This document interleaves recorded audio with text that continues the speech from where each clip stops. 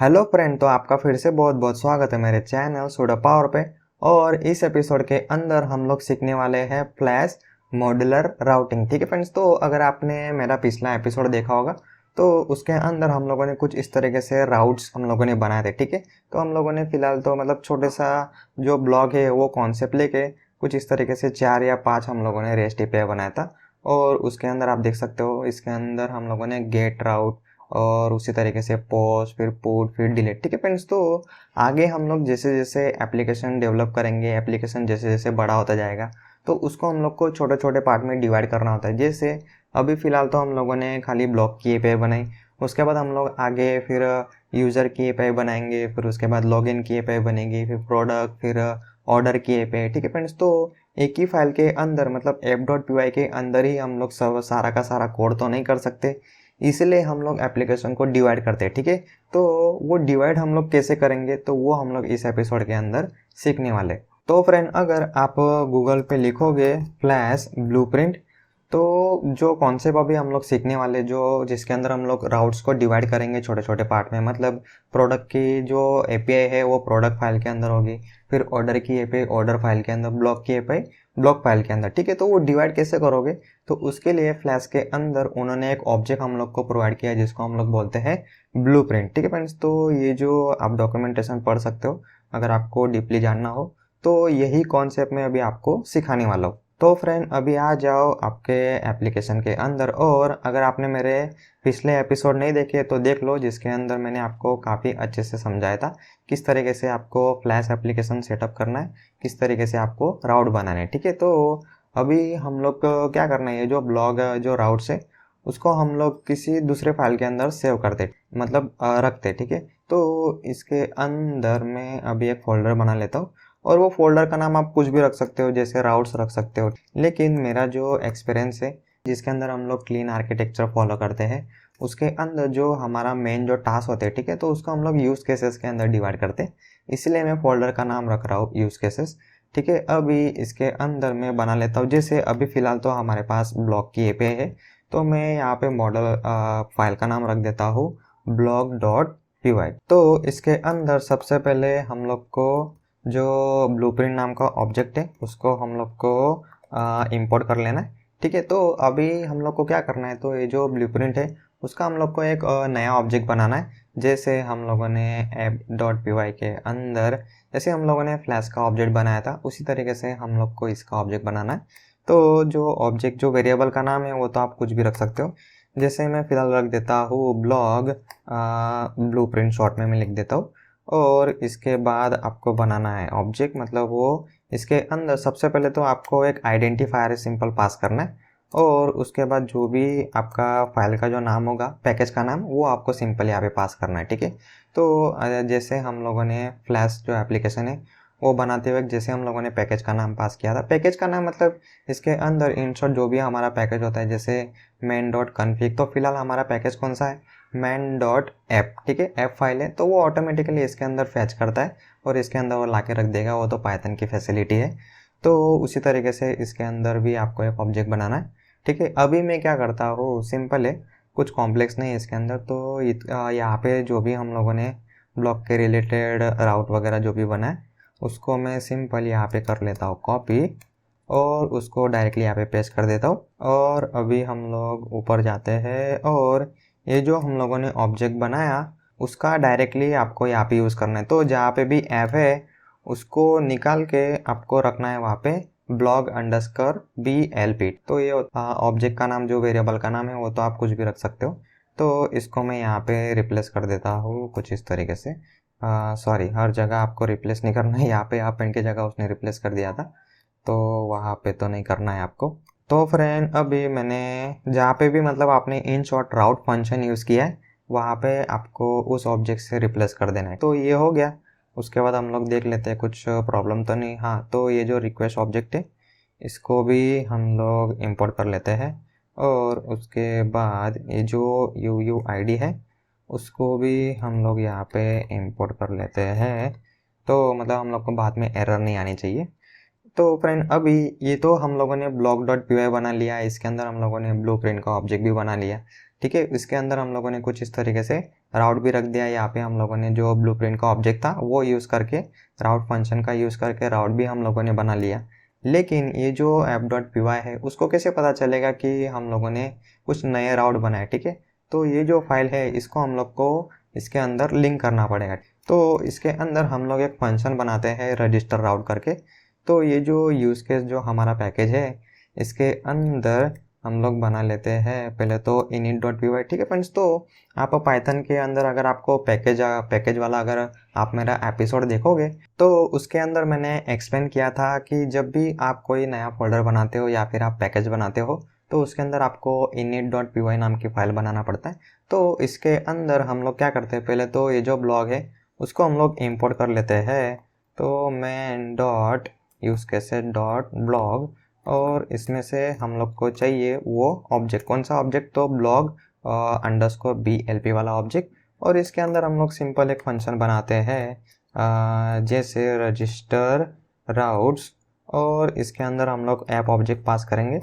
और ये जो ऐप ऑब्जेक्ट है, ठीक है, तो मैं अभी पहले आपको ये जो फंक्शन है रजिस्टर राउट, इसको मैं आपको ये जो app.py है इसके अंदर हम लोग पहले उसको इंपोर्ट कर लेते हैं। तो मतलब आपको अच्छे से क्लियरली आइडिया आएगा। और ये जो डायरेक्टली इंपोर्ट्स होते हैं उसको आप कुछ इस तरीके से ऊपर रख सकते हो, तो आपका जो एप्लीकेशन है कोड है वो थोड़ा क्लीन दिखेगा। तो अभी हम लोग को इंपोर्ट करना है यूज़ केसेस में से हम लोग को चाहिए, क्या चाहिए हम लोग को, तो रजिस्टर राउट फंक्शन। तो ये जो रजिस्टर राउट फंक्शन है उसको क्या करूँगा, मैं यहाँ पे कॉल करूँगा और सिंपल इसके अंदर ऐप जो ऑब्जेक्ट है, ठीक है, यहाँ पे जो हम लोगों ने फ्लैश का जो ऑब्जेक्ट बनाया था उसको मैं सिंपल इसके अंदर पास कर देता हूँ। सेव करते हैं और जो हमारा रजिस्टर राउट फंक्शन है इसके अंदर उसको ऐप मिलेगा। और ये ऐप फंक्शन के अंदर हम लोग को मिलता है और एक फंक्शन जिसका नाम है रजिस्टर ब्लूप्रिंट। और इसके अंदर सिंपल हम लोगों ने जो अभी ब्लूप्रिंट का ऑब्जेक्ट बनाया, राउट बनाया, उसको सिंपल आपको कर देना है पास, ठीक है फ्रेंड्स। तो अभी होगा क्या, जब भी हम लोग एप्लीकेशन रन करेंगे तो ये फंक्शन कॉल होगा रजिस्टर राउट, इसके अंदर हम लोगों ने ऐप पास किया तो वो फंक्शन के अंदर जाएगा और इसके अंदर वो ये जो रजिस्टर ब्लूप्रिंट है वो फंक्शन कॉल करेगा और इसके अंदर जाएगा वो किसके अंदर, तो ब्लॉग BPL के अंदर। और इसके अंदर जितने भी राउट होंगे वो किसके अंदर रजिस्टर हो जाएंगे, तो हमारे ऐप के अंदर। तो इन शॉर्ट हमारा जो राउट्स है वो हम लोगों ने यहाँ पे सक्सेसफुली बना लिया और उसको हम लोगों ने रजिस्टर भी कर दिया। तो अभी हम लोग इसको करते हैं सेव और रन करते हैं। तो मेन फोल्डर के अंदर जाना है आपको और यहाँ पे poetry run flash run hyphen debug, और इसको हम लोग रन होने देते। तो अभी हमारी API सक्सेसफुली स्टार्ट हो गए। तो अगर आपने मेरा जो रेस्ट API वाला एपिसोड देखा होगा तो उसके अंदर हम लोगों ने कुछ इस तरीके से मतलब फ्रंट एंड यूज़ किया था, ठीक है। तो मैं आपको दिखा देता हूँ, आपको वीडियो के अंदर जाना है और इसके अंदर ये जो रेस्ट API वाला जो एपिसोड है वो, फिर उसके बाद बैक एंड फ्रंट एंड, फिर ये मॉडर्न, ये तीनों एपिसोड आपको देख लेना है। तो मतलब आपको कन्फ्यूज़न नहीं होगा। तो हाँ, फ्रंट एंड ऑलरेडी हमारे पास है जिसके अंदर हम लोगों ने ऑलरेडी जो API है ब्लॉग वाली API वो हम लोगों ने कॉल करके रखा था। तो जो हमारा बैकएंड है इसके अंदर हम लोगों ने यहाँ पे दो जो डेटा है वो स्टैटिक रखा हुआ है, तो वो यहाँ पे प्रिंट होके आ रहा है। और अभी हम लोग इसके अंदर मतलब जो पोस्ट API है वो कॉल करने का ट्राई करते हैं। तो नेटवर्क टैब मैंने यहाँ पे ओपन कर दिया है और इसके अंदर JS डाल के मैं सबमिट करता हूँ। तो जो हमारी पोस्ट API है वो यहाँ पे सक्सेसफुली कॉल हो रहा है। पेलोड के अंदर आप देख सकते हो JS, और रिस्पॉन्स के अंदर भी हम लोग को सक्सेस रिस्पॉन्स मिल रहा है। मतलब जो हम लोगों ने अभी ब्लूप्रिंट वाला जो कॉन्सेप्ट अप्लाई किया वो सक्सेसफुली काम कर रहा है, ठीक है। तो ये जो टर्मिनल है उसके अंदर भी जो भी हम लोगों ने अभी API कॉल किया उसका यहाँ पे आप लॉग देख सकते हो। मतलब कुछ इस तरीके से आप जो आपका एप्लीकेशन है उसको आप छोटे छोटे पार्ट में डिवाइड कर सकते हो, ठीक है। तो अभी हम लोगों ने यहाँ पे बनाया blog.py। तो इसी तरीके से आप अभी इसके अंदर प्रोडक्ट, फिर उसी तरीके से ऑर्डर ऐसा बना सकते हो। तो इसको मैं करता हूँ कॉपी पेस्ट, Ctrl+Z, यहाँ पे फाइल के ऊपर आपको क्लिक करना है, Ctrl+C+V, तो पूरा फाइल कॉपी हो गया। अभी इसके अंदर मैं जैसे बनाता हूँ product.py, ठीक है। तो ये जो फाइल है इसका तो नाम आपके ऊपर डिपेंड करता है, आपकी जो भी रिक्वायरमेंट होगी उसके हिसाब से आप ये जो फाइल है उसका नाम रख सकते हो। तो अभी इसके अंदर प्रोडक्ट API हम लोग बना रहे, तो यहाँ पे मैं ये जो आइडेंटिफायर है इसको मैं अपडेट कर दूंगा। उसके बाद यहाँ पे जो वेरिएबल का नाम है जो आपको रखना वो रख सकते हो। उसके बाद यहाँ पे तो वेरिएबल का नाम प्रोडक्ट अंडरस्कोर BLP, और जहाँ पे भी ये जो ब्लॉग होगा उसको मैं सिंपल प्रोडक्ट से कर देता हूँ रिप्लेस। और उसी तरीके से ये जो स्लैश ब्लॉग है उसको भी मैं कर देता हूँ स्लैश प्रोडक्ट से रिप्लेस, सॉरी, या उसका जो नाम है वो हम लोग रखते हैं स्लैश प्रोडक्ट्स। तो हर जगह जहाँ पे भी होगा तो हर जगह हम लोगों ने रिप्लेस कर दिए। और उसी तरीके से जो भी फंक्शन है, ठीक है, ये अंडरस्कोर ब्लॉग जहाँ पे भी लिखा हुआ है वहाँ पे भी हम लोग अंडरस्कोर प्रोडक्ट से उसको रिप्लेस कर देते हैं। ठीक है, तो ये कुछ इस तरीके से हम लोगों ने, मतलब खाली हम लोगों ने अभी राउट बनाया। ठीक है, इसके अंदर का लॉजिक में अभी फ़िलहाल चेंज नहीं कर रहा हूँ। तो अभी ये जो प्रोडक्ट BLP है इसको भी आपको करना है रजिस्टर। तो सिंपल यूज़ केस के अंदर जो init.py है उसके अंदर हम लोगों ने रजिस्टर राउट वाला फंक्शन बनाया था। तो इसके अंदर उसी तरीके से पहले तो आपको उसको इंपोर्ट कर लेना है। तो यहाँ पे प्रोडक्ट और इसके अंदर आना चाहिए प्रोडक्ट अंडरस्कोर BLP आ रहा है। ठीक है, तो इसको मैं कॉपी पेस्ट कर लेता हूँ, प्रोडक्ट BLP को कॉपी करके यहाँ पे पेस्ट कर देता हूँ। तो कुछ इस तरीके से अभी हम लोगों ने नया फाइल बनाया, नया फाइल के अंदर नया ब्लूप्रिंट बनाया और उसके अंदर हम लोगों ने नया राउट बनाया। और सिंपल उसको क्या करना है आपको, तो init.py के अंदर रजिस्टर राउट जो फंक्शन हम लोगों ने बनाया उसके अंदर कुछ इस तरीके से रजिस्टर कर देना है। ठीक है, तो ये जो फंक्शन है इसका नाम तो आप कुछ भी रख सकते हो। ठीक है, ये यूज़र डिफाइन फंक्शन है, लेकिन जब आप ये जो ब्लूप्रिंट है उसको आप जब रजिस्टर करोगे तो रजिस्टर अंडरस्कोर ब्लूप्रिंट, तो यही फंक्शन आपको यूज़ करना है। ठीक है, तो स्पेलिंग मिस्टेक होगा तो वो चेक कर लेना। तो फ्रेंड कुछ इस तरीके से हम लोग जो पूरा एप्लीकेशन है उसको हम लोग छोटे छोटे पार्ट में डिवाइड कर सकते हैं।